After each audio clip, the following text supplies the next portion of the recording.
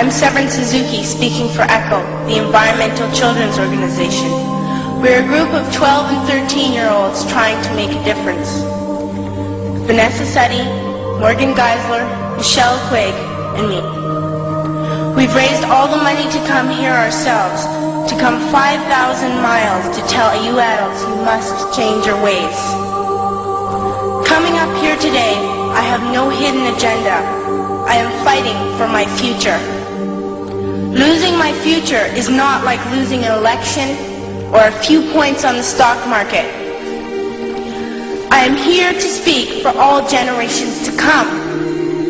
I am here to speak on behalf of the starving children around the world whose cries go unheard. I am here to speak for the countless animals dying across this planet because they have nowhere left to go.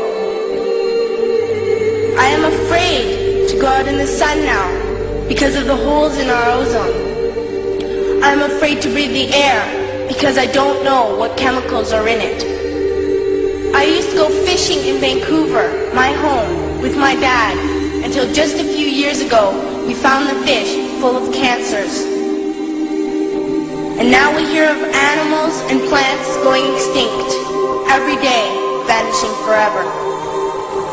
In my life, I have dreamt of seeing the great herds of wild animals, jungles and rainforests full of birds and butterflies. But now I wonder if they will even exist for my children to see. Did you have to worry of these things when you were my age? All this is happening before our eyes, and yet we act as if we have all the time we want and all the solutions. I'm only a child, and I don't have all the solutions. But I want you to realize, neither do you. You don't know how to fix the holes in our ozone layer. You don't know how to bring the salmon back up a dead stream.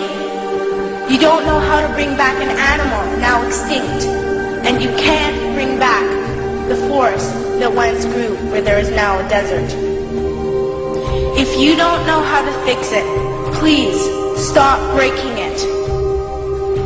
Here, you may be delegates of your government, business people, organizers, reporters, or politicians, but really, your mothers and fathers, sisters and brothers, aunts and uncles, and all of you are someone's child.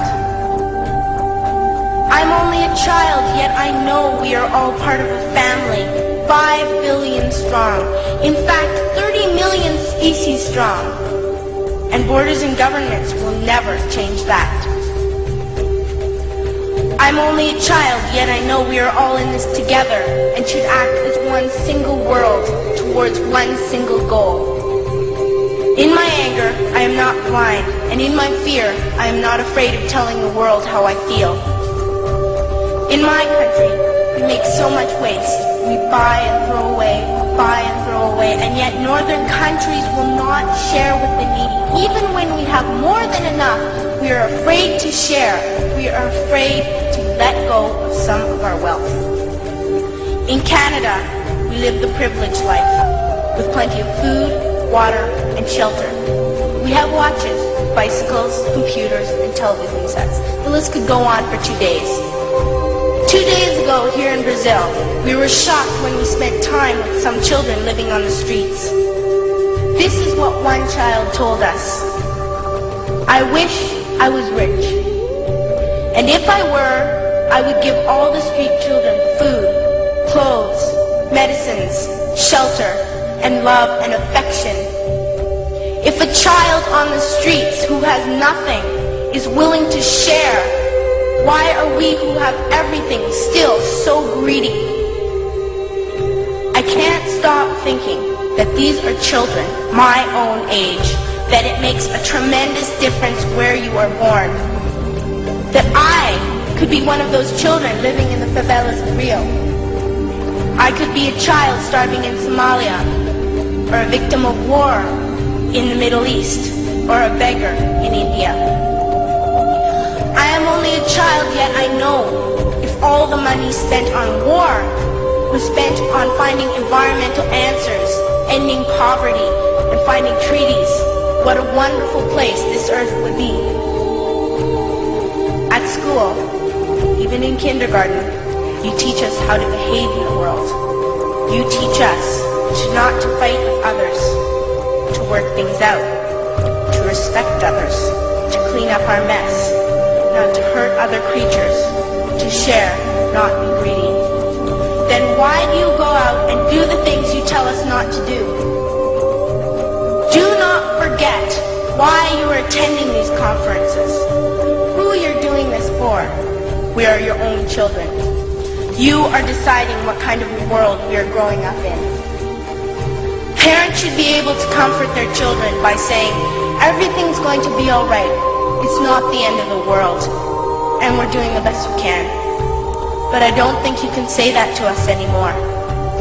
Are we even on your list of priorities?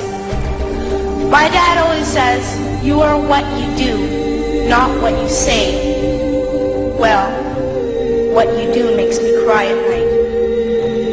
You grown-ups say you love us, but I challenge you, please, make your actions reflect your words. Thank you.